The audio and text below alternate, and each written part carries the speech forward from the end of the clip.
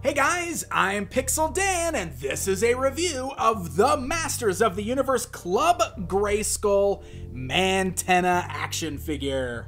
That is right, we are continuing on with a look at the newest Filmation-styled action figures from the folks over at Super 7.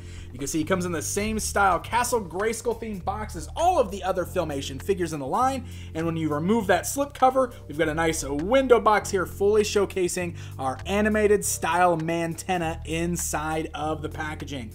This is a very cool one that I've been really looking forward to because he's got such a different look compared to the original toy, so this should make for a really cool figure to open up and take a look at. But if you look at the back of the box, you can see we've got Mantenna there as he appeared primarily in the She-Ra Princess of Power series with the Fright Zone in the background, and we've even got a brand new bio for the character on the bottom of the packaging. So let's go ahead and get Mantenna pulled out of the box and get a closer look at him. Alright, so we've got our brand new Mantenna action figure outside of the packaging, and let's go ahead and start with our scale here. His legs are kind of bent, but that's because of like his little four-legged thing going on here. But you can see the figure is actually, if we go to the point of his ears there, he's just shy of 7 inches tall. If we straighten out his legs, he would probably hit that 7-inch mark, but he definitely feels a little scrawnier and smaller, but I think he should. He's definitely kind of one of those smaller looking characters. He should be a little bit more squat, and I definitely appreciate that. I love the legs on this guy. I mean, he's got the 4 legs, which is exactly what we saw with our regular Classics release of Mantenna, but it's still just really great to see it here. This guy did have a bit of a different look. I mean, he's still recognizable as Mantenna, but I don't know, he's a little more gangly and definitely more cartoony looking, so he really does translate very well into an action figure, and he really stands out from that other release, which we're going to look at a little bit later here.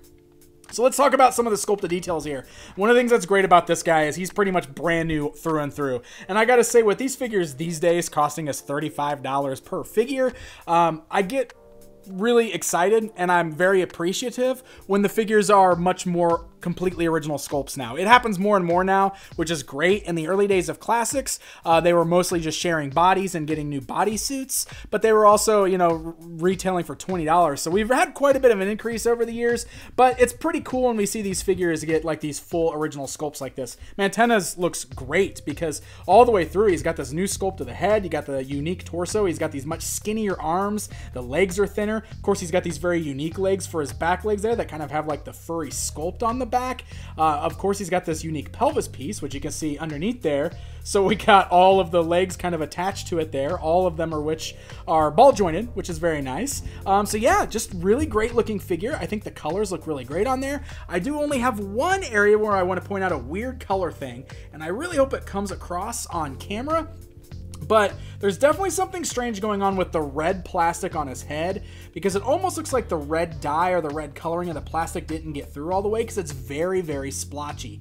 You could really see it between the eyes. You can also kind of see it on top of the head, and it's really noticeable on the neck, especially when we remove the head, because there's an interchangeable head I'm going to show you in just a bit. But it's real weird. All the red parts, all the red plastic, just looks like the color didn't make it all the way through. So it's real splotchy and strange. I don't know if it's like that on everybody's, but mine specifically, it just really stands out to me because it's right there between his eyes. So that's a bit of a bummer.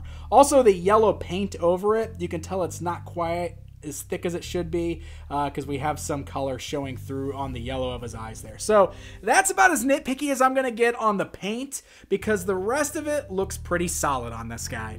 So let's go and talk about articulation before we get into some of the cool features with him here. So he's really unique because his neck is totally new. You know, he's got this very skinny, very unique looking neck, but it is ball jointed here at the top. So the head can roll all the way around, look left and right, but it's also jointed at the base. So look at that. Now it's a bit loose on the base. I wish this was a little bit tighter. I don't like that I can just flick them around like that. And it makes it a little harder to pose the upper portion, but I still appreciate that we've got the extra articulation there. We got the nice ball-like joints at the shoulders, so the arms can go upwards, forwards, backwards, swivels at the elbow, bends at the elbow, swivels at the wrists, and the hinges at the wrist there, so very nice. We can turn the torso left and right, nothing in the abs there, but they don't break up the sculpt of the new armor torso that they sculpted there. The legs I showed you there, still the same like ball hinge joints, so they can go outwards. All 4 legs can go outwards, forwards, backwards as well as swivel. We've got the standard knee joints there, which can also swivel at the knees. There's nothing at the boot cut, probably because of the sculpt of the boot. In fact, there are no boots on the back legs there. But the ankles still can go up and down as well as pivot side to side. So all in all, some really great articulation here. It's actually nice and solid, with the only exception being the base of the neck being a little too loose. But the rest of him is great, and he stands really good. And it's real fun kind of just like, you know, planting the legs in different positions and getting him balanced there, and it really makes for a very fun, very unique action figure. Now he's got some pretty cool accessories going on here.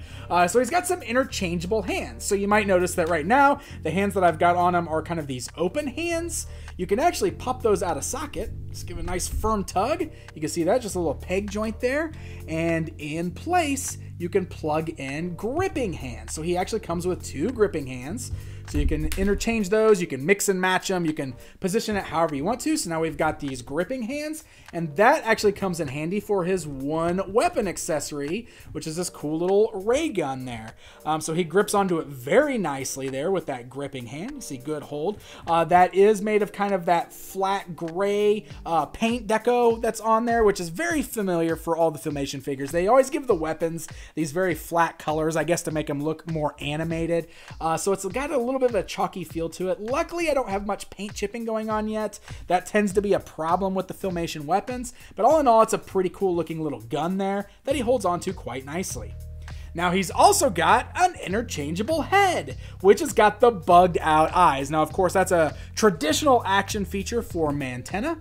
We can easily pop the head right off the ball joint there, and then we can take the new head and we can pop it right on that ball joint. It doesn't really click on, but it's still nice and tight. It kind of grips right on there really good. And now we've got him with like this open mouth with his eyes bugging out. It's great. He actually looks terrified, which is just awesome. You can pair him up with, you know, She-Ra giving him a nice boot kick. It's awesome. I don't know. I really love the bug out eyes head, and I'm glad we have that as an extra option with this guy.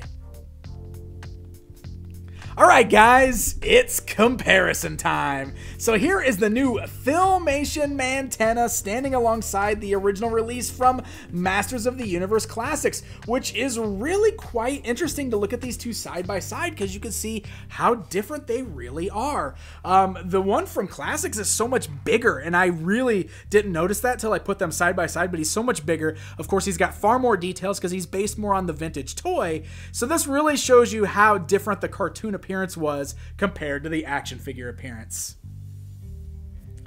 So there you go, my friends. There is a look at the brand new Club Grayskull Filmation style Mantenna action figure. This guy is easily the standout of the recent releases. I love him. I really don't have any complaints other than the weird coloration going on the head there. I definitely wish that was a little bit more crisp and clean, but otherwise this is a really great action figure. He's a lot of fun. I love the interchangeable parts. He looks great when pairing up with some of the other Filmation Horde members we now have in our collection. He's just a really great one, and I'm glad that he got the Filmation treatment. So this was another one of those figures that was sold by pre-order only through Super 7's website. So at this point, if you're hoping to pick them up, your only chance is going to be to find them for sale on the secondary market. So happy hunting, my friends. Hey guys, thank you so much for watching this video. If you enjoyed it, hit that like button, leave me a comment, let me know what you think of this guy, and don't forget to subscribe. Until next time, my friends.